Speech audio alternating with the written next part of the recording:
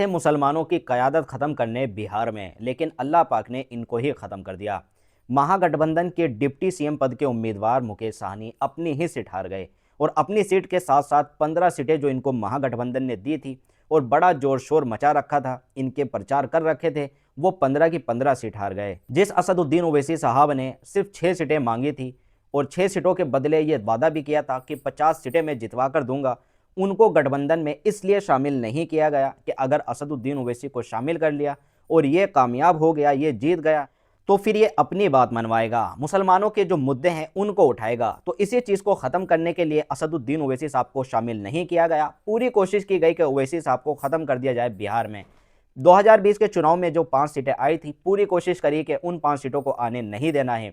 इसी वजह से कांग्रेस, सपा, समाजवादी, आरजेडी सबने मिलकर अपने जो सांसद विधायक जो बाहर के स्टेट के थे, सारे मुस्लिमों सांसदों और विधायकों को लाकर असदुद्दीन ओवैसी साहब की पार्टी जिस सीट पर लड़ रही थी वहां पर प्रचार कराया।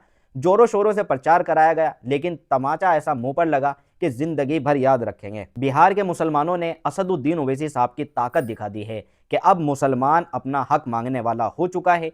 अब मुसलमान आपके बहकावे में नहीं आएगा, बीजेपी आए या ना आए, लेकिन मुसलमान अब जाग चुका है, अपनी पार्टी, अपना झंडा, अपनी क़यादत समझ चुका है। तो बिहार के इलेक्शन पर आपकी क्या राय है? कमेंट में अपनी राय जरूर दें।